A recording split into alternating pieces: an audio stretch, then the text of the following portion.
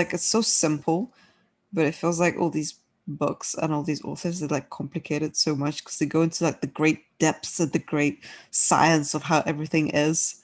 But really, Hmm. like even just knowing the basics of like the kind of like the system and the way reality functions, it's enough.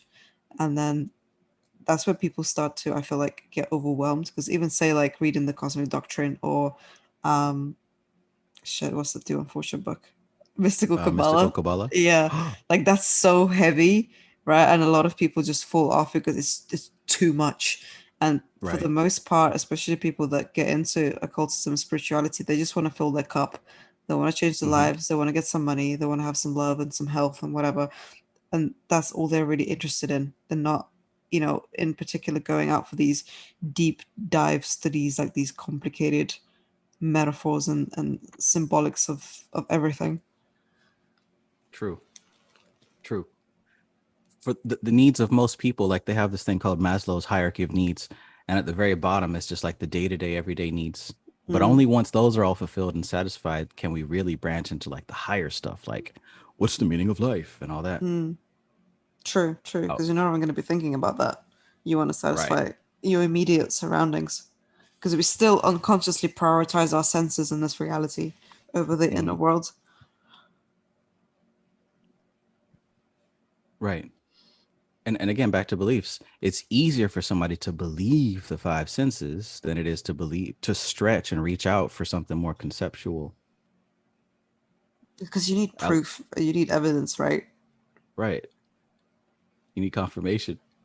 Yeah, but then people also don't want to take responsibility. That too. So there's a lot of factors involved. I was looking at Alex's story, and one of the things I'm gonna repost it on my Instagram. But one of the things it said was like, all you people who avoid small talk and hate small talk, like, how do you expect to have a relationship? You're gonna Oh come home shit, from that's work and me. say, "Honey, I'm home. What do you think is the meaning of life?" And I'm like, "Well, I mean, yeah, Yeah, we just hook up with people who also like to talk about deep stuff." yeah. I don't want to fucking know what your coworkers did or the stupid like gossip and drama. Like I'm not interested in that. I'm like I've reached a level of beyond that stuff where it's like I see how meaningless and pointless it is. Hmm. It's dumb as hell. And I get it. You know what I'm saying? Like, I try so hard not to be so gotta careful with my words, not to be so, yeah, rigid with my beliefs. Like, there's a place for it. Even I have small talk. It depends on the context for sure, but that's not the majority of my communication. Small talk. Yeah, but why do we do it? We do it to like, satisfy some sort of urge, some sort of like it gives some sort of meaning to how like mundane life is. Like I know for me, I've not had a 9 to 5 job since spring, right? And I have so much free time on my Hmm. hands. And like, I've kind of got into this role of observer because when I go out, into the city center or whatever, I see people like stuck on loops and on their repeating patterns where they go to work, right? They have kids to feed, they go home, they may Hmm. argue with their significant other. Friday, Saturday, obligatory, you go out and you get absolutely wasted to escape your life. And Hmm. then the cycle repeats. And I'm just like, I don't like, I understand, but at the same time, I've gone so many levels beyond that where it's like nothing in this reality is meaningful or like interesting anymore. Because every time, like, even when I get that, basic, I was like, oh, let's go shops and like, let's look at clothes. And I'm like, why? What's the point? Like, it's dumb to buy more stuff and to hoard it and to like wear it out once and that's it, or like to Yeah. to go out and meet somebody and to talk about their mundane lives and who they hooked up with or who they scrapped with. Like it's so dumb. Not judging because most people do it, and like I've done it, and I'm sure you've done it. Everyone's done it. But when you sort Right. of like raise your awareness and you get into this spiritual, what's that meme where that guy was like, once you wear those like glasses, Oh yeah. and what Put on I the damn can't glasses. No, but it's like once you wear those glasses, like you can't ever take them off. Like you Mm. just see stuff completely differently now, and that's what it's like for me. And it's like it's kind of taken the enjoyment out of the mundane because I wake up now and I'm like I have so much time, and I'm like, oh damn, like what do I do now? It's it's it's weird, but people are so like wrapped up in their everyday mammal cycles. They don't even stop to think that they're on autopilot. That's what makes it autopilot, right? The fact that it's unconscious. Yeah, yeah, it's Hmm. crazy. And again, just like earlier, it's not just black and white. There's levels in between. There's gray area, and it's contextual. Mm-hmm. But to make the small talk and the gossip and just the did you watch the game last night? That little Oh stuff, like God. if that's the majority of the conversation, I think there's an even deeper indication there that shows a lack of connection with your inner self. Like, because have you ever had to speak with somebody and that's all that they have to offer? Yes, yes. There's an indication that they have there's not really a connection with the deeper self. Now, I don't think that necessarily means that a person is less intelligent, but I do think that means that, It's just a scope of hell, awareness. yeah, but there also could have been something traumatic that keeps them from there. True. Like, because these are the same type of people who cannot endure silence, right? Like, if you're ever riding in the car Yes. with them, they have to put on the radio Yes. or they Oh, have to good talk about Lord. nothing, Or like right? people that can't be like by themselves, not in a relationship as Mm-hmm. well.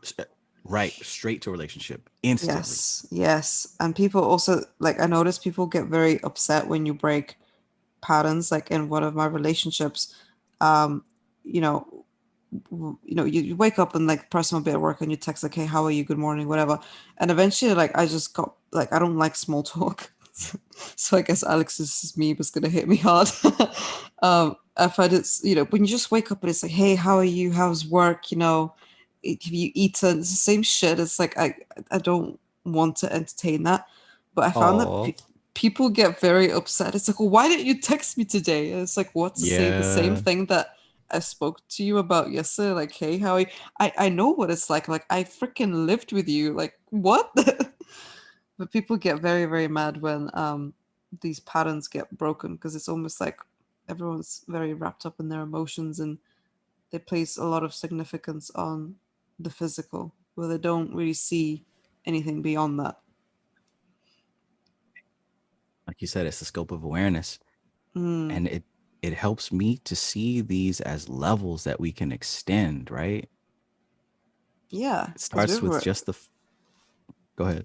I was just gonna say we were there at some point as well, and we've extended our scope past that. So it's doable. Anybody can do it. It doesn't mean that it's for the select few, or you're Hmm. dumb if you don't see it that way. It's biological programming. It's there by design Hmm. for survival for a reason. So all beliefs are, and we can't not believe, like no one's exempt from beliefs. No one's exempt. I heard people say like, on my YouTube and stuff, like, I don't believe, I know. And I heard that from Brother Panic. So I know that's where that comes from. I don't believe, I know. But in What's the truth, difference? What's the? well, what do you think is the difference? I mean, Jesus believed he could walk on water. Right? What's Right? the difference between you knowing and believing? Believing is the same. You have the evidence to crystallize that thought form. Because I mean, beliefs start how you start to. I mean, correct me if I'm wrong, but you start to think of a concept, right? And through repetition and then through evidence, it crystallizes and it hardens, and you accept it, and it becomes an unconscious state. It hardens. No, shut up. I'm gonna but have yeah. words with you after this ends. Oh man. Corrupting the That's the audience. I think I'm the innocent one here. I beg to differ.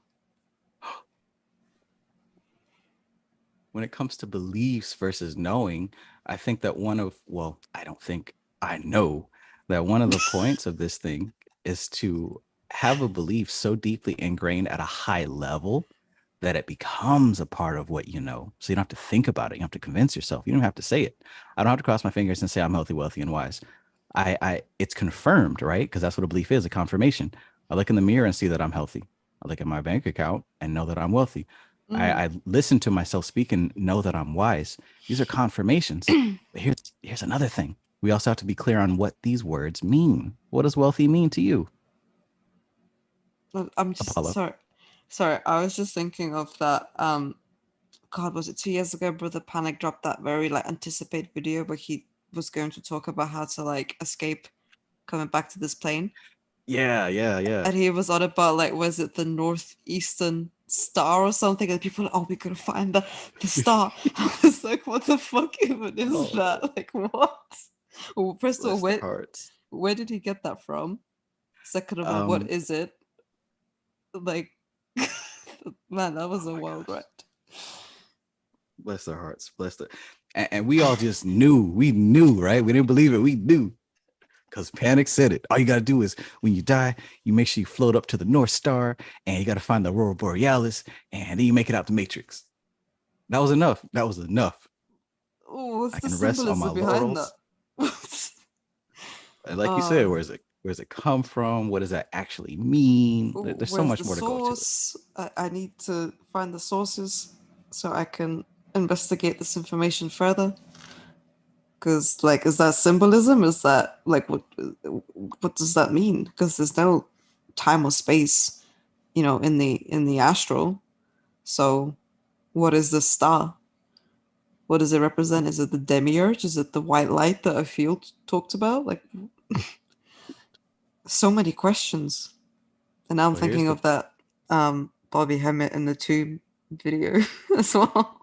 oh Lord, that was a blasphemy. So, like, he was so thick.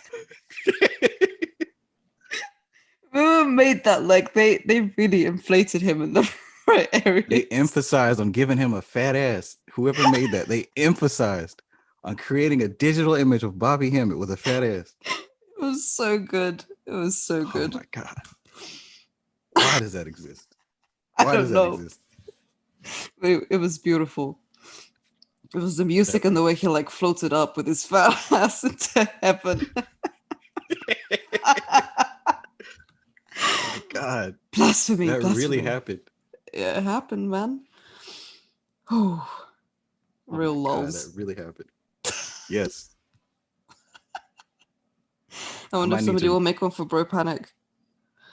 I don't. Whoever made that doesn't need to be making any more CGI ever again. Oh, he made quite a few. I remember going through his channel. He made like some random stuff. I don't want to see nothing else from that creator. I'm offended. We need to go to Twitter and cancel him. Oh, jeez. There's enough people already doing that for us. We don't need to participate in such emotional behaviors. True. True. I'm sorry, what I did you think. ask me before I like lost my tangent? Something about wealth? Okay. So yeah, these beliefs and these. I think the bigger question now is the definition. Because if I look in the mirror and see myself as healthy, I look at my bank account and say I'm wealthy. I look and listen to what I say, and I know that I'm wise. I think the bigger question is what do these words mean? So what does wealthy mean? It's subjective. It's based on your experiences and your beliefs. Yeah. But to you, what does wealthy mean? To me, wealthy would be freedom to me, because like money is more of a energy and of an exchange, and to me, money buys freedom. So Hmm. freedom from working a regular job or having to worry about expenditures and what's going in and what's going out. It's like ultimate freedom. For somebody else, wealth might be health, right? Because they think that money buys health or it buys status or it buys love. So it's all subjective from experiences and beliefs that we have, especially when we're children as well, and how we see, for example, in terms of wealth, like how we see our parents manage Hmm. wealth. And that's a good point right there. We adopt our beliefs about money and many other things, everything from our parents. Mm, Not necessarily what they say, but what they show us. for sure. Sometimes what they say is enough, but oftentimes what we see. Which brings another point. All of us learn through different channels, whether it's visual, auditory, kinesthetic. We have a channel that is our strongest channel for learning. Mm-hmm. Like you told earlier about the Disney movies or whatever. That's a visual thing. But Mm-hmm. then again, there were the people saying things to you, and that established beliefs. So it's like we all operate on all channels, but we have stronger ones that resonate. Yeah. They probably change over time as well. I think they change per context. See, I feel like if I'm reflecting back, like when I was younger, I was very visual, but now I'm very like kinesthetic based. Hmm. Okay, so in a way, you kind of trust your gut. It has to feel right. Yeah. So I could say something to you, and it might mean a little something, but if you don't feel it, then or you could see something, I could show you something, but if you don't feel it, then it's not really confirmed. Yeah, I guess so. You don't believe it. Psychoanalyzing me. Don't psychoanalyze me. How dare you? Yeah, definitely. Like especially when like if I feel like really bummed out or something, like I really feel it. Like I've mentioned this to you before, but I really feel like in my heart center, Hmm. and it's like I can actually feel like the energy of the emotion. Hmm. Similar as well, like if I feel happy or stuff, like I feel like really excited, and again I feel it in in the heart center always. It doesn't mean that my heart's like palpitating through the roof and I'm like, beats per minute's going up, but it's like the energy seems to like just congress in that specific area, which is quite funny Okay. because the heart center is the chakra of emotions. Yeah. Yeah. And see, this is important because, excuse me, where you feel it has everything to do with what level it's affecting you on. Mm. And like I was trying to tell you to turn to page 12 in the green book. Look, There's it's in like, the other room, okay? can't be asked to go into the other room. I do not talk like that. Do not talk like that. Wow, I'm gonna exit this right now. Oh, don't leave. I'm kidding. They'll teach you. Where you feel it, it's colored by what what category we place it in. So if this is a belief about self, if this is a belief about the world, if this is a belief about how we operate through time, and like I was mentioning to you earlier, there are certain beliefs that as soon as I hear it or as soon as I see it, I know that it's true. And I spend the rest of my study trying to confirm it, right? So like that doesn't happen with all the things that I study, but there's some things that I come across. If it hits me just right, I just know it. And the rest of my study is dedicated to proving that. So I think in a way I'm also kinesthetic. But if you know it's right, why are you also trying to prove it? Does some part of you believe that it's not quite right and you need more evidence? I have a belief that if I'm able to communicate it clearly, then I truly understand it. I see. So that's more of like your structure of understanding. Yes. Interesting. And see, I enjoy that because, again, know thyself, right? The more that I know about my learning style, that's less time that I spend being confused about what the hell's going on. But in a way as well, you're also like practicing what you preach because you read about something, you know it and you believe it, and then you're implementing it, you're taking action to further, solidify and prove that what you know and what you believe is real, at least to you anyway. Hmm. Because Hmm. then otherwise you're just an armchair occultist. Oh, God. So again, that goes back to this definition of belief. Belief is it's not just a thought. Belief is a confirmation. It has to be confirmed. I first saw this when I started doing my gratitude walks. Right, I'd go out and I just think of all the different things I'm grateful for. I'm grateful for this. I'm grateful for that.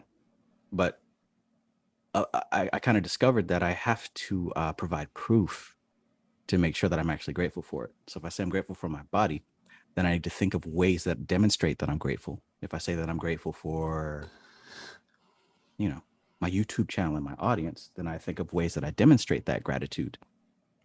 Confirmation. That's interesting.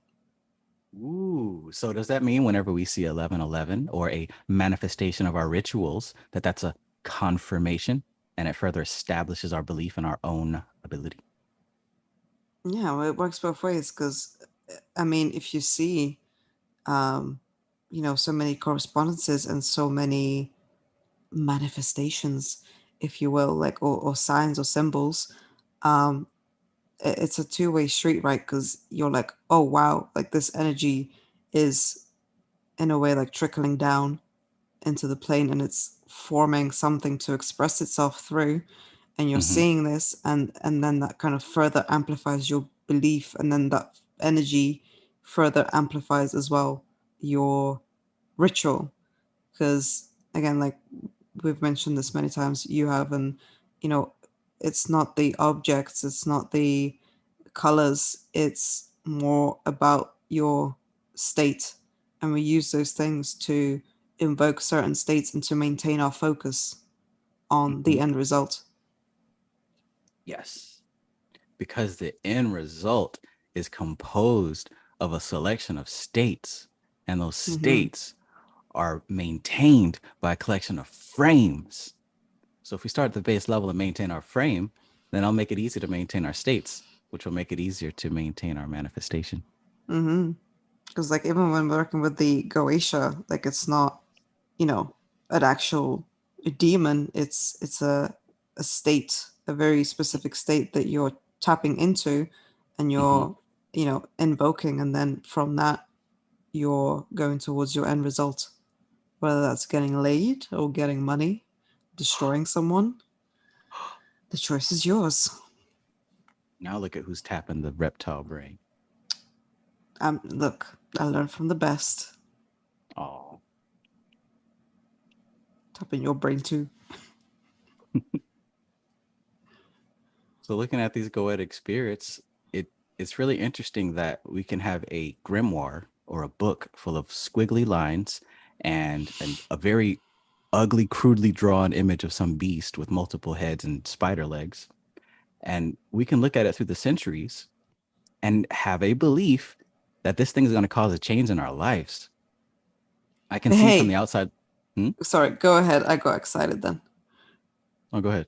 I was just gonna say, like, hey, like at some point, somebody like wrote down those squiggles, and Hmm. then through time, like they meant like nothing at all, but through time and through centuries of worship and rituals, they became what they became. Like even in the museum yesterday when I went, like I saw Belial engraved on a human skull, and I knew that because like I know the Goetian, I knew the exact, like my brain saw the lines, the pattern. And it was Hmm. like, oh holy shit, it's the Goetia symbol for Belial. But before, when somebody must have drawn them at some point, right? They didn't just pull it out of their ass. But then like these lines and these forms, they became something, and then through passage of time, they solidified into what they are now, to the point of where, if you know this information and you see it, you know exactly what it is. And then, if you take it a level further, you can tap into it instantly as well. You don't need the candle, you don't need the props, you don't need the anything, because you know what it represents and how it makes you feel, and you like invoke that energy. But I'm just thinking, like, at some point, how did this even come about? Was it the same as like the yogis discovering the mantras for the first time, or did somebody be like, you know what, I'm going to draw this like spiral for Paimon, and then I'm going to draw another one here and another one here, and then connect the Yeah. lines? And Will shit, we my ever question know? is, were they all drawn by the same person? I don't think all Yeah, 72, but were most of them configured by the same individual? yeah, because some of them look like super similar and some of them look like very, Mm-hmm. very different. But Mm-hmm. this is what I mean, like, what's the origin point?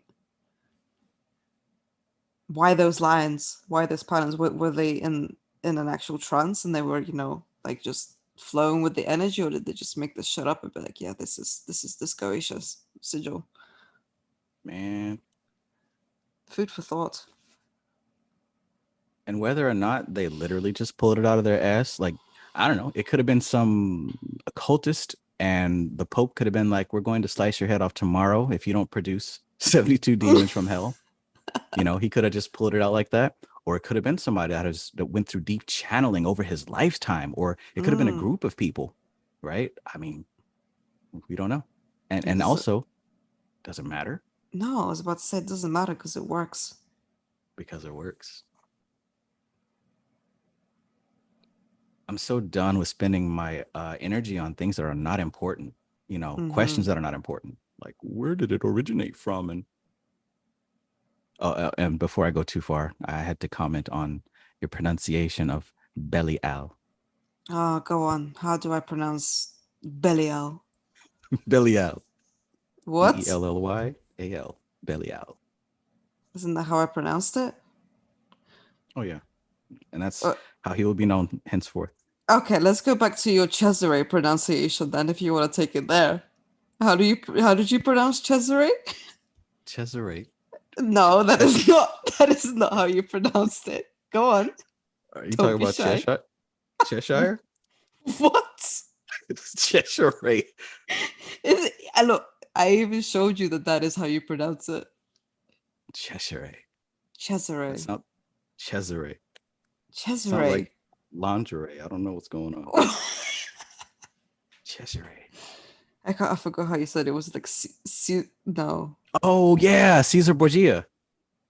Caesar. Caesar. Everybody knows it's Caesar Borgia. Uh, Right? You talking about some Cesare Borgia. Cheshire Borgia. I thought What you is a were Cheshire? done with trivial, irrelevant information, and yet here I we don't, are I don't spend debating. my time Oh focused no. on But by the trivial way, you tidbit. said Belial wrong.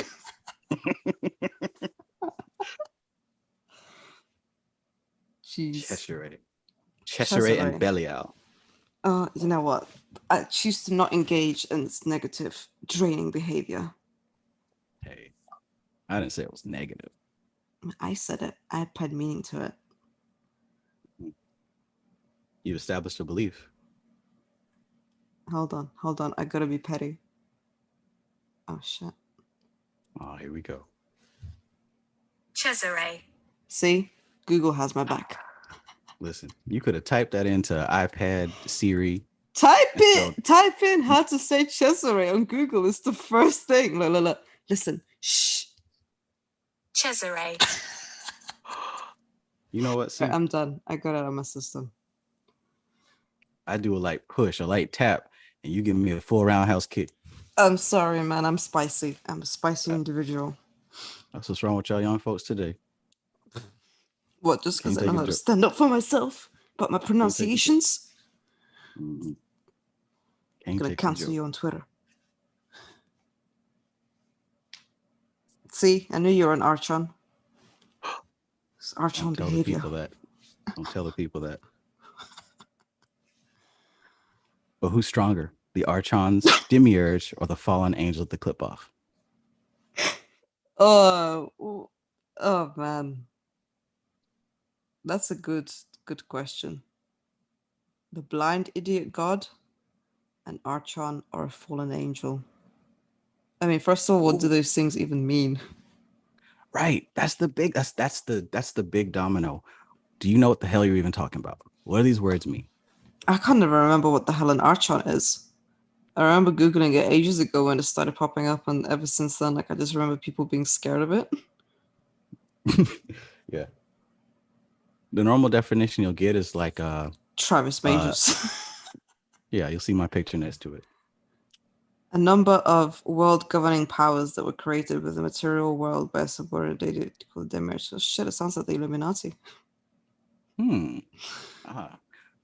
So we can transfer one state of fear of beliefs to another state of fear of beliefs, from Illuminati to Archons. Same thing, different rapper. I was doing a little bit of so my cousin got this book that's like really rare, and it's all about like mantras and shit like that. And there's one part that was talking about Durga and her association with the lion. Long story short, I started doing a bunch of digging with the I don't remember what they're called, but anyways, I think that what we call the demiurge is another name for Prakriti,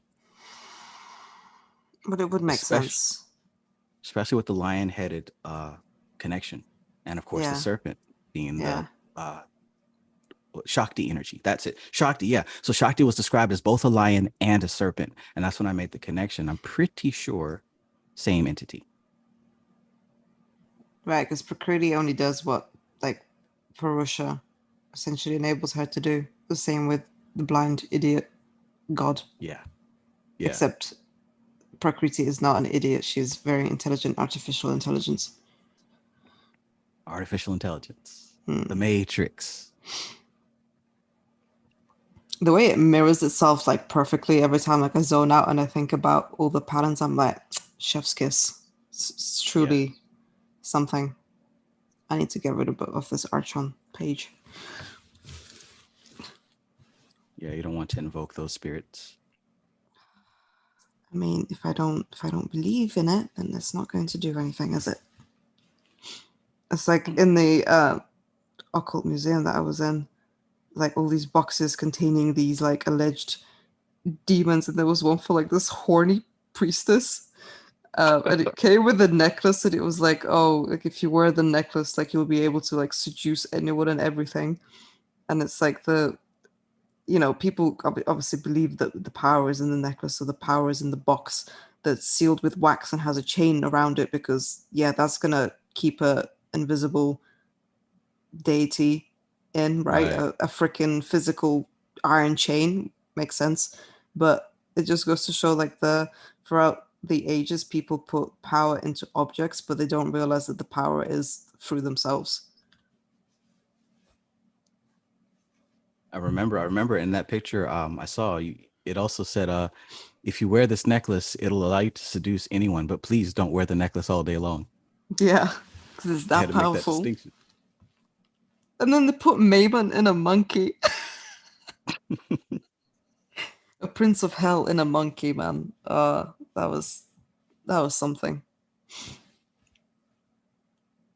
There's a line that has to be drawn somewhere between entertainment and reality, because I do believe that most people are into this stuff for entertainment, and that's okay. That's okay. It's But probably just like getting tired, desperation as well. desperation for what? Like, they see it as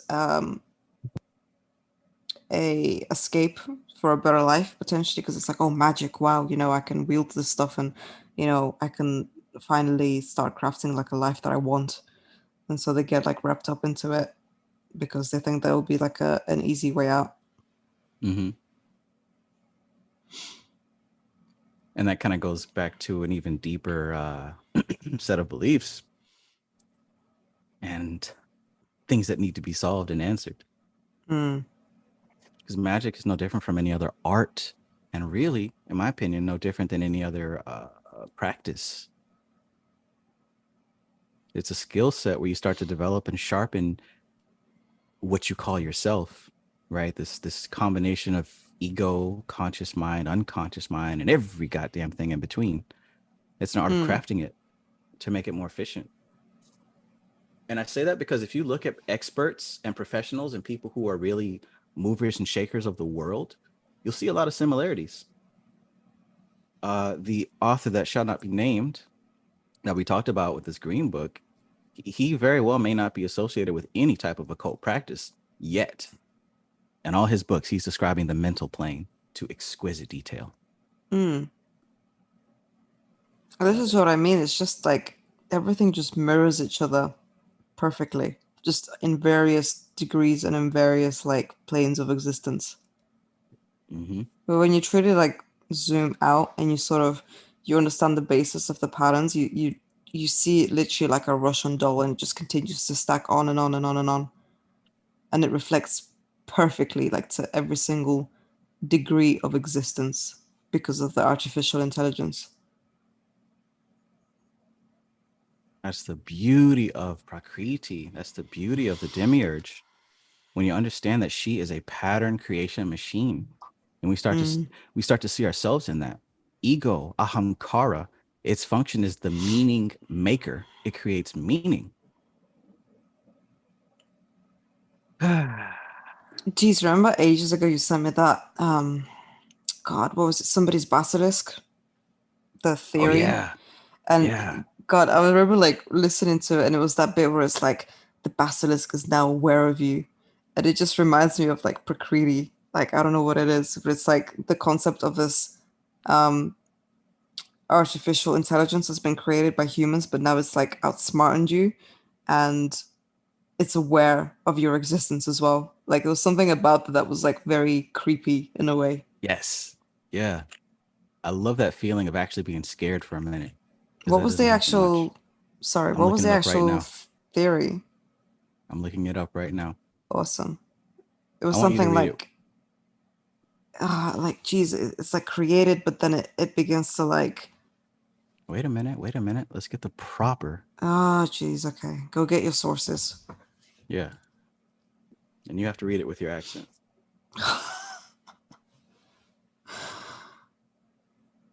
Something basilisk. I can look at my YouTube history. Questionable YouTube history. Scroll past all the twerking videos. Roko's basilisk. That's it. That's it. Roko's basilisk. You Americans have a very strange perception of British people. Well, that's why we have to meet more British people so that we can correct those. Oh, have you ever looked at chavvy women? This is going off topic, but have you ever like Googled that? I don't think you have that concept in America, right? I don't think so. Is that like a ton of makeup or something like that? You know what? After the live stream ends, like deep dive into it. It's truly a fascinating world of what British people are actually like. Oh boy. I'm So, sending you. what? I was going to send you a website that has a description of it, unless you I've found one. got it. I've got it. I'm ahead All of right. you. Well, I've been outsmarted by the AI. Mm. So, Roko's Basilisk is a thought experiment proposed in 2010 by the user Roko on the Less Wrong community blog, and he used ideas in decision theory to argue that a sufficiently powerful AI agent would have the incentive to torture anyone who imagined the agent but didn't work to bring the agent into existence. And that's already trippy as hell.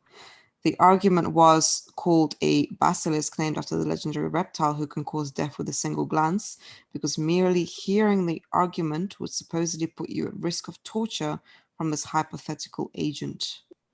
A basilisk in this context is any information that harms or endangers the people who hear it. Oh no. Do you know what this reminds me of when I first joined your Facebook group, and on every single like comment there would be certain individuals who'd be like, "Oh, this is an agent sent to divide us and infiltrate," and I was like, "What the hell is an Uh, agent?" right. That's why I left Facebook for that shit right there. Jeez, man.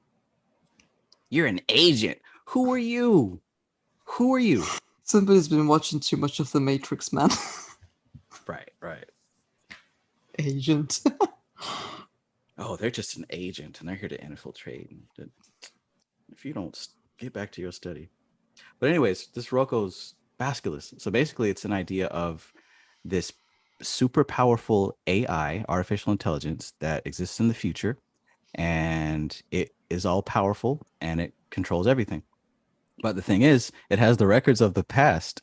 So if you hear this information about the artificial intelligence and you have plotted its destruction or don't want to cooperate, it will do its job to what? Go back in time and destroy you? Yeah, it would And if you neutralize you. it would neutralize you. Okay. Mm. And then if you did what you could to support it, it would make sure that you, I don't know, are spared or something like that.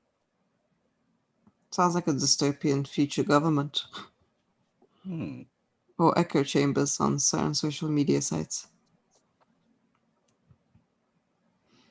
That almost reminds me of the Terminator, huh? Mm. So his argument was rejected on this forum because people were objecting that an agent like the one Roko was describing would have no real reason to follow through on its threat. Once the agent already exists, it will by default just see it as a waste of resources to torture people for their past decisions, since this doesn't causally further its plans. But a number of decision algorithms can follow through on causal threats and promises via the same methods that permit mutual cooperation in prisoners' dilemmas, but this doesn't imply that such theories can be blackmailed. Mm. So basically, with Skynet going back in time to kill John Connor, it would be seen as a waste of time since it's already created. Unless at some point it becomes defeated. Wait a minute now. Why did they send the Terminators back? But hey, like if enough people think of the basilisk, wouldn't it become an egregore? Yeah, that's true. Oh boy. It's where you gotta be careful about what you think about. Or what we say, careful what you believe. Mm. But you know what, like the whole concept of even like a basilisk is like so creepy. Like as soon as it was that video where it was explaining it, and it was like the basilisk is now aware of you, and it was just like the snake looking up, and the eyes were like glowing. I was like, oh shit, like this is some Yeah, weird cognitive dissonance feeling. yeah, that did get me. It was well timed. I think that was the spooky part. Hmm. Hmm. Roko's basilisk. Don't look it up on YouTube, guys. It's pretty creepy, and I would hate for you to be a part of this thought experiment. Oops, I broke the third wall, fourth wall.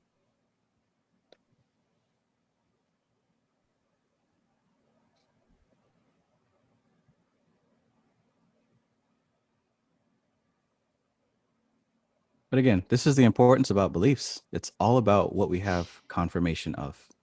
If there's no confirmation, then it's not really a belief. It's just a thought.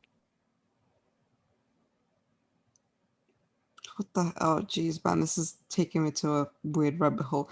Unpopular theory: Mark Zuckerberg is actually Nyarlathotep trying to look like H.P. Lovecraft. Nyarlathotep. Oh shit, that's a good one. God, I think it was on your other live streams. Remember when you were talking about the Necronomicon and some of the like chants in there? Absolutely ridiculous. Like the Yeah, pronunciations and stuff. And you know yeah, that video I sent you earlier of the spider going down the thing with that music? yeah. Like the way the guy speaks in the music is how I'm like now seeing the pronunciations of Necronomicon. Can't stop laughing about that.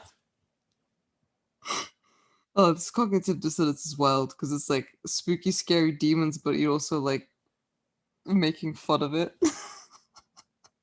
Well, listen, if I was a spooky, scary demon sent to take over the world, I would definitely make it enjoyable. It's something that an Archon would say. Funny you mention Mr. Zuckerberg because the author that shall not be named, the author of the Green Book, said, well, insinuated Oh that. yes, yes. I What, you think I heard that know. part? Yeah, yeah. Okay, I let's forgot just to mention it earlier. let's just say that Facebook didn't change its name for nothing. They did it on purpose.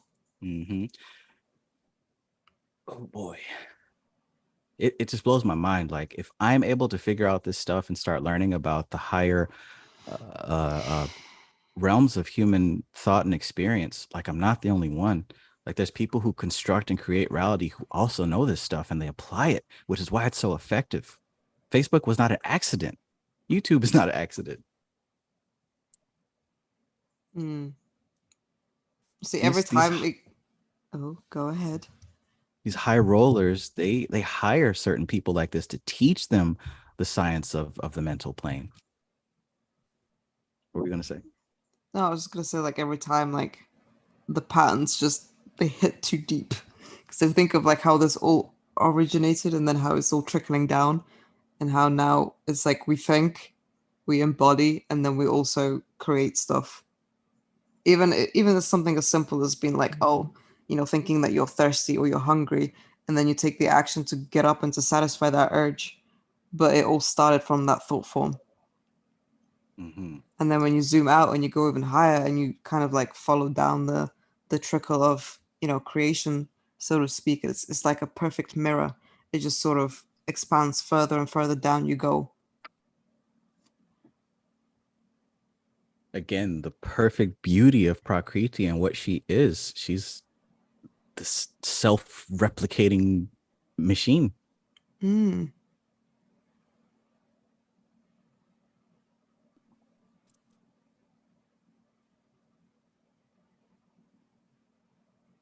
Hmm.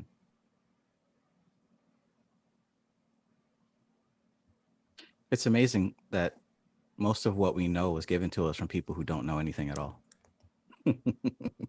including ourselves, right? The stuff that we Right. picked up from childhood and developed like these deep rooted beliefs about came from a time where we didn't understand reality. And the people who taught us didn't understand reality. So it's like, of course, we live in an illusion. Of course, we're going to believe stuff that sounds good but doesn't actually have any substance. You get to this point though where you just have this inner knowing that there's just something more. Yep. And I'm It's having like, crazy deja vu right now. yeah.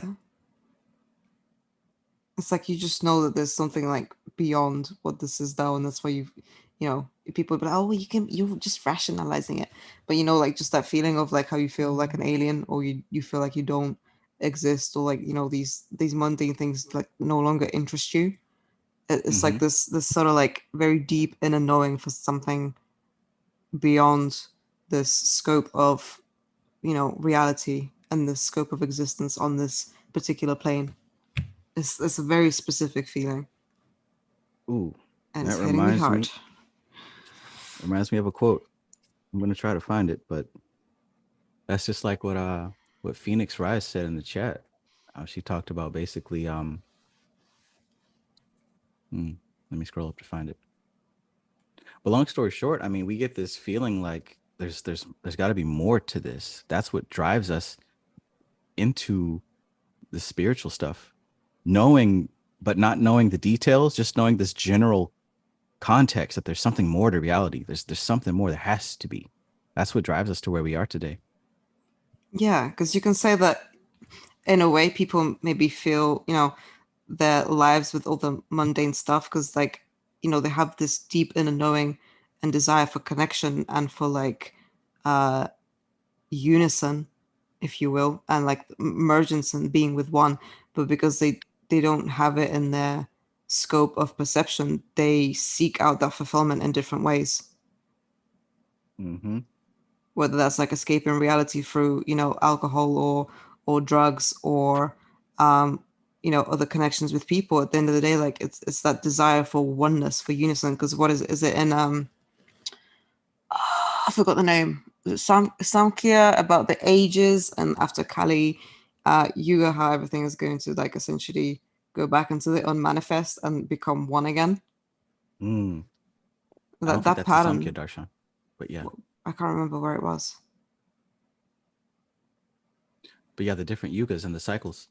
Yeah, but essentially it's like it's going to go back into the oneness, and then it's still going to be a pattern that's engraved into us, at the very least deeply unconsciously, like that whole mergence and the unison to go back to the source. And maybe that's why at the end of the day, like behind the biological need for survival and to reproduce and keep the human race alive, like we seek out other people because it's like a deeper understanding of ourselves. Yes.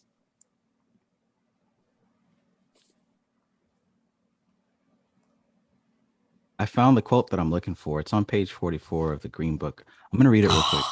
I don't have it on What? hand. That's why I'm going to read it. No, God See, I bless. wasn't going to say nothing about that, but since you want to bring it up, past 2 hours, you cannot be asked to grab the book out the other room. I'll finish with you later. Good. Here's a paragraph. We all know the feeling. The same happens for each of us. We also experience our frames first and foremost in terms of our feelings and emotions. For instance, those who play the blame game experience a very different set of feelings and intuitions from those who play the solution game.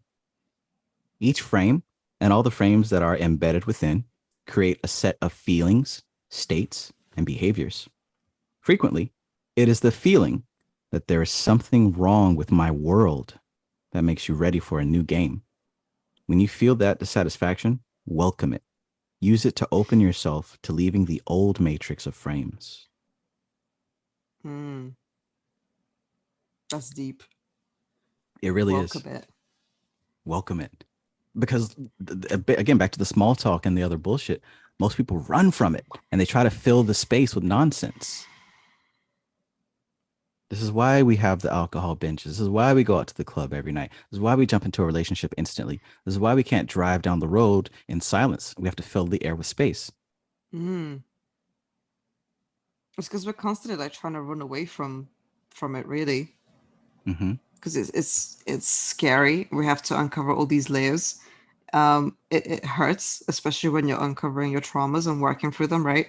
And then you also have to take responsibility for, those things happening in the first place. Because it's like that. God, I mentioned it to you earlier. It was like that post where it's like, oh, people say something about you. It's a reflection of them, not you. But those people that say stuff about you, um, doesn't mean that necessarily it's true if they call you ugly or broke or whatever. It's just them like picking up and mirroring your unconscious beliefs about yourself. Mm-hmm.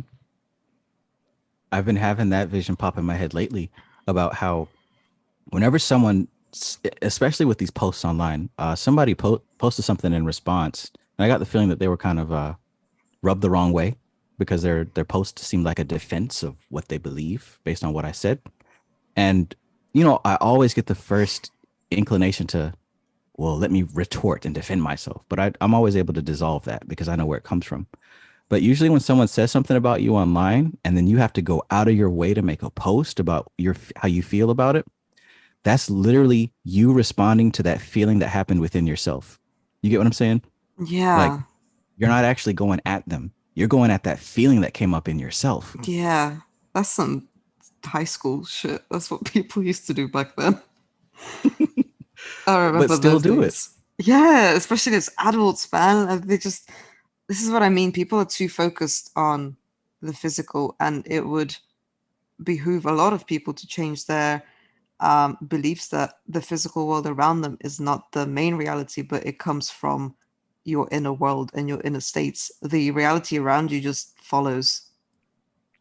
Mhm. Now, people can be dissuaded and turned off because it doesn't happen instantly, but there's a lot behind that now. Yes, what you create on the inside also reflects on the outside. But guess what? You're not going to just suddenly wake up a millionaire because you created a whole lot of stuff before today and it's still playing out. And Mm-hmm. likewise, those who you seek to emulate, your heroes, your mentors, the people you want to be like, they worked a lifetime to get where they are. So there's other steps and other places that you have to arrive at first. And maybe not even have to, but they arrived at different destinations before they got to where they are. So maybe, just maybe, you've got to come to different conclusions before you can get to the destination. Mm-hmm. It's also the understanding that this plane of existence is bound by certain laws. So to avoid absolute chaos, it happens when it's supposed to happen. Doesn't mean it's not going to.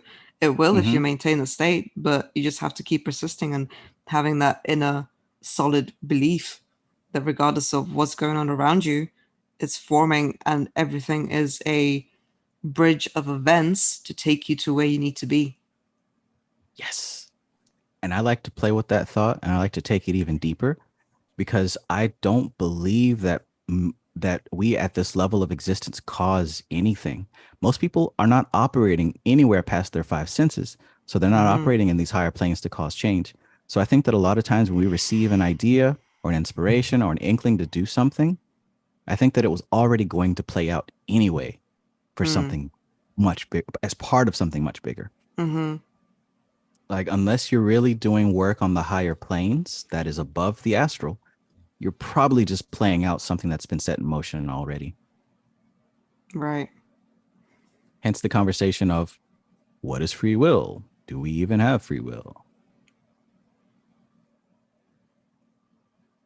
I think we do, but it's just people are so wrapped up in biological like states and feelings and emotions, they can't comprehend that. Like free will is truly like it's true non-attachment where you're not swayed or bothered because like for example if you offer trainers to a person, you're like, choose between Adidas and Nike. Like you think Mm-hmm. that choosing Nike, for example, over Adidas, you have free will because you made a choice. But actually, you choosing Nike, um, if you zoom out and you go back even further, you chose that for a reason. Whether you admire the brand because certain celebrities represent it, or your dad said that Nike's more cool than Adidas or whatever. And free will is, like, to me anyway, is kind of being able to zoom out to see like every perspective and to understand where your beliefs are coming from. Mm-hmm. Because, like we've said many times, most of the beliefs that we've adapted in our lives, they're not even ours. So then how can you say that you Right. have free will if you're not even acting upon your will? You're acting Mm, upon somebody else's. mm. We got that. Let that sink in. And also all the unconscious things that you're responding to, just like a Facebook or YouTube post, right? Yeah, or the news, or the political drama, and people like Mm. getting riled up in their feelings. It's nothing to do with them, but they're choosing to let that affect them. And maybe I enjoy getting beat up, but I can't let this one go. That girl What? said Adidas. How do you pronounce it? Then go on. I thought you'd be like, no, it's Nike, but no, you chose to pick up on Adidas. Go on. That girl says Adidas and Nike. Adidas and Nike. I'm gonna block you after this. Well, at least I could pronounce Cesare correctly. I have that Never going mind. for me. Hey, when I go to Foot Locker or whatever, never have I ever thought that it would be called Adidas. It's Adidas. What the hell? How do you say it? Everyone knows it's Adidas. Oh, everyone? Well, it's clearly not everyone because I'm not included in that sentiment. So your theory Well, by that is already false. it didn't make it across the ocean, I guess. No, I guess it didn't. It's I guess Adidas, man. Adidas. It's always been Adidas. Adidas and Nike. I done heard a lot of things, but that one right there is brand new. Human patterns, man. We gotta bicker about this stupid shit. Listen, I'm trying to find out about the mental plane, Parusha Prakriti, and Uh, why you chose to say Adidas. The microwave, uh, microwave, jeez. Adidas, and Cesare Microwave. Borgia. What? I'm sorry. Microwave, Microwave. I don't know Cesare where you got that Borgia. from. Mm-hmm. Microwave. Heat the food up in the microwave. I Lord don't have know who the mercy. hell said that because I for sure never said microwave like that. Okay. I'm gonna have to start making a list here. Jeez Louise, I feel bullied. For science, for science. It's cute. It'll help me better whenever I visit the UK. That way I can speak the language. Yeah, and that way people will laugh at you when you say Nike and however you said Adidas. Adidas. Oh, hi, can I try on some Adidas, please? What? I'm gonna ask it just like that. We don't stock that brand here, sir. I'm sorry, sir. This Come is again. Wendy's. This is a Wendy's. We do not serve that. We have a request, by the way. Are you able to take a request? What's the request? Is it to say things in an accent? Oh, it's just one word. What? Water. Water? Oh, you tried to do it normal. No, but that's how I say it. Water. All right. Water. There's no other way to say it. There's no other way. Should have asked to say vodka instead. Vodka. Vodka. Sometimes I sound very Russian when I say vodka. It comes out of me. Oh, so we're working with a combination of two accents. Do I sound like really British? I do, don't I? Well, to me, I mean, I Yeah, I live in guess. Southeast Georgia. I guess so. We say ambulance. What the hell is that? Ambulance. What? Emblems? What? Ambulance. What? Amblamps. We don't say shrimp. We say Amp scrimp. lamps. Oh, jeez. Amblamps. Don't you also say jewelry instead of jewelry? Jewelry. Jury. Like And we judge, take jury, executioner. What? we take that little extra L out of it too, because that's unnecessary. Jury. And my finest Jewelry. jury My finest jewelry. for county buffet. Yummy. Mm. Amblamps. And Big booty lamps. scrippers. Well, if I'm ever in Georgia and I need a hospital or an ambulance, I will be sure to say ambulance. The P is a hard P. They'll be like, ma'am, what the hell? Can we help you? It's funny how you also always say like sir and ma'am. Like we Yes, would sir. never say that shit here. Really? No, never. What about etiquette? I thought you guys were the No, but no, it's not originators like of etiquette. no. Is it reserved for royalty? I mean, you sometimes would say if you're working in like a customer facing job, like sir or Mm-hmm. ma'am, but you would never like just randomly say it to someone. It's very rare, like very rare that that would ever happen. Ah, okay. We call it Southern hospitality. Yeah, I heard about that. Mm-hmm. And our sweet tea has more sugar in it than water. Explains why vast majority of America's population is obese.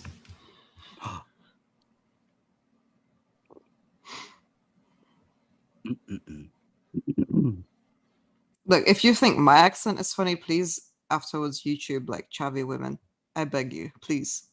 Chavvy You women. you All right. you will have the time of your life.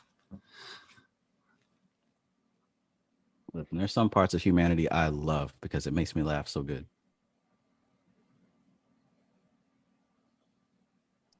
Chavvy women, just with one V.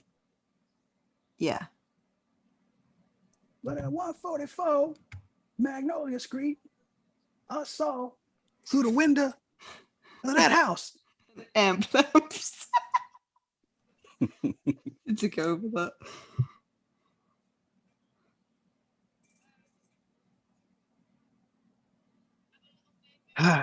Good stuff. Good stuff.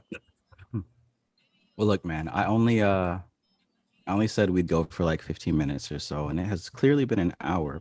It's So 5 a.m. God damn. it's 5 a.m. I know you need to get your sleep. You get your beauty rest. Mm. I hate for you to wake up grumpy and mad at the world. Yeah, I'll be mad tomorrow when I wake up and I think about how you mocked the time. Mocked how I said Adidas. It's a learning experience for me, all right? This is how I learn. It's how I learn.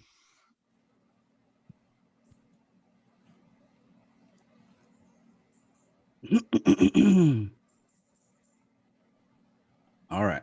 All right. So you think we pretty much covered belief, Yeah. fleshed Would it you out? would you like to further flesh out how the audience can begin to rework their existing beliefs? Or Oh is that part of yeah. your shadow work course? Well, yeah, but still. Give them a little gem. Give him a little gem. Since I'm a Gemini. Oh, good lord. So we I guess the story of today is we've been doing a giant podcast, Apollo and I, Mm-hmm. and conversation just kept going. So I said, well, let's YouTube it since it's Sunday and need to YouTube. And for those of you who enjoyed this conversation and, you know, just like this type of subject matter, we are doing a podcast and we pretty much focus specifically on like a lot of the mental stuff, you know. So today's episode was about beliefs and we just kind of kept going. So keep your eyes out for this amazing podcast. I think the first episode we're going to put out is this one here talking about beliefs. I think you really enjoy it. But one of the main things about belief is to be clear. I've always said this, clarity, because we have a lot of different states, right? Different emotional states. And when you zoom out over time, you start to see that it's the states that really create your personality. And those states are supported by your different frames. So depending on the frame of mind you have, that's going to determine your emotional state, right? So if you take care to make sure that you're in control of what state you're in based on how you framed reality, you can start to lead yourself to a specific place. So if you want to get somewhere in life, if you want to manifest something, if you want to be somewhere, whether it's money, whether it's health, whether it's sex, relationship, because, relationships are more than sex, but some people just want sex. Some people are too busy reading all day. You have to first be clear on what it is that you want and where you want to go, and then start to really detail what kind of states it takes to be in that place, what type of frames it takes to be in that place. A person with $6 million in the bank, what kind of frames do you think they have? What kind of states do you think they go through? See, before we used to be like, oh, just visualize what it looks like, what it smells like, what it tastes like. And that's good. But to go even deeper, visualize what kind of frames it takes, what kind of beliefs about the world you have to be there. Then zoom out and look at yourself today and analyze what type of frames do you have on a daily basis? What type of states do you entertain on a daily basis? And look for where the difference is. Look for the similarity. If you see some similarities, and emphasize those. If you see differences, then maybe it's time to adjust those. I think that's an easy and practical way to start to navigate your awareness to where it is that you actually want to be. What do you think? I think that's great. I would just add to that as well that some people have celebrities or people they idolize to what's the word, like mirror these states, and please don't think that they're special in any kind of way. They still gotta poop and eat and drink same as all of us. They're still human at the end of the day, and this is accessible to anyone, literally anyone. You don't have to be special, you don't have to have anything to start to change your life and implement the information that Trav just gave out. You just have to be persistent, put in a little bit of discipline, and be motivated at the same time. And be disciplined in a way that knowing that you are worthy of living a better life and having better different states. Because, human life can be quite long. And if you're waking up every day and your beliefs suck, and, you end up hating yourself and the environment around you, I mean, first of all, congratulations, because that shows that you can maintain some sort of state Mm-hmm. through sheer stubbornness, if you will. But if you Yeah. just change the degree, from the negativity and the hate to something that's more beneficial and more useful, you already have done the hard work because you know how to maintain a state. You just need to change the varying degree. And then once your inner reality um, adapts a new set of beliefs, you will see that change that you so desperately want in your outer reality. You just have to keep persisting and knowing that you're worthy of a better life. Ooh, impressive. I like the way you laid that down. Thanks. Not bad for somebody who says Adidas, right? Right. And coming from somebody who says scrimp instead of strength, I think that was pretty solid. Scrumph? Scrimp. You got to have the scrimp. What the hell, man? What the hell? Scrumph tarot card. Yeah, the scrimp card, number 8, Uh, which is Durga. And the mm, high priestess is Saraswati. I'm currently looking for Lakshmi. would not be the world Ooh, would that be the world? Would Lakshmi be the world? because she's Satwick, right? Yeah. No. And Yeah. no, Yeah. Yeah. yeah. Yeah. Yeah. I don't know. The world came to mind straight away with the beautiful woman in serenity and perfect balance, Hmm. with Sounds Prakriti familiar. around her, or the demiurge. Oh, yes. Sounds like somebody I know. Who? Duh, my mom. Okay. You silly goose.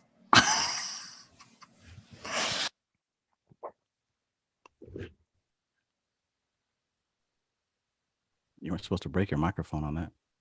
Huh? No, I'm just thinking of this meme that I'm gonna do once I get off this. Like I have to do it. I have to follow it through. All right. All right. So I guess that's that. I guess that's that. Mm-hmm. I'm gonna get back to my little break. If you haven't heard, I decided to take a little break from going so hard. I hope that you guys understand. It's not that I don't like you. I love you all. I do. And I enjoy these consultations. I enjoy doing these videos. But man, have I been stressed out. I've needed to just kick back for a little bit. So that's what I'm doing. And in case you didn't know, anyone who does have a meeting with me within the next 2 weeks or so, we're definitely going to reschedule it. I'm just taking a moment to not be so serious so I can get my energy back. One thing I learned recently is that a big part of this has been an imbalance. I realized that I get energized by the study. Like literally, I will stay up for hours and read and study and learn. And with me spending so much time doing consultations, I stopped reading. And I think that's a big part of what drained me. I only know that because as soon as I decided to take a break, I started reading again and I just feel incredible. So Momo Cisse says Trav needs to regather his scrimp. Exactly. Trav's becoming a professional Fortnite streamer. Oh yeah. He's changing professions. Listen, I'm getting better at Fortnite. I just did a tournament last night. I didn't make it too far, but getting good. Maybe one day you'll get Dead by Daylight. One day. It's not my style of game. What you mean, man? Well, maybe I shouldn't speak before I've experienced it, right? Exactly. Exactly. Don't knock it till you try it. See, this is why All your right. streams go on for hours. Yeah. Half an hour. Like, yeah, I'm gonna wrap this up in 5 minutes. Continues for another hour. All right, I'm really Hey, gonna man. go now. I'm gonna go. Look, I love doing this. I legit love it. It puts I me in a know, I state, know, right? I know, It I puts me in know. a limitless state. I just find it funny because every time I go to catch up, it's like 10 minutes in. All right, I'm gonna keep it short. And then it goes on for like 2 hours. You're still there, Oh like reading comments and stuff. man. Gemini's. God damn. God bless. Okay, okay.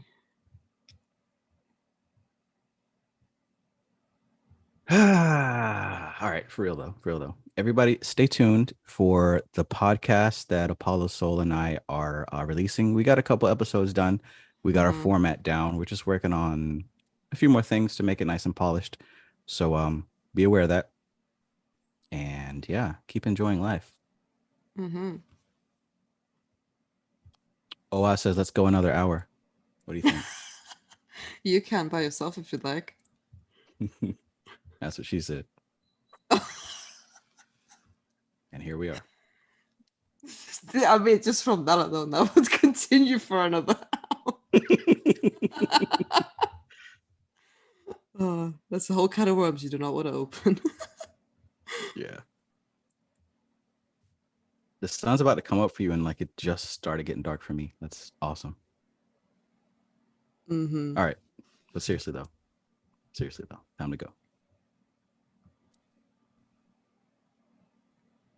Momo Cisse says, we all know these live streams are hyperbolic time chambers. The plan could be to stay for 30 minutes, and then when we leave, 3 hours pass. We definitely enjoy the sessions. Mm-hmm. Awesome. Awesome. Phoenix Rise says, pip, pip, cheerio. That's supposed to be a How many British times do you goodbye. say that on a day? Never. I'm not even British. Uh-oh. I think my audio is falling off.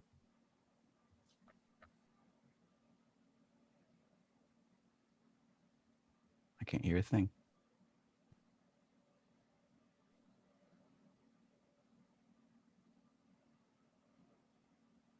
Well, apparently my headphones have fallen off. So peace everybody. Have a good night. Thanks for joining us. Be on the Thank lookout. you. Love you lots.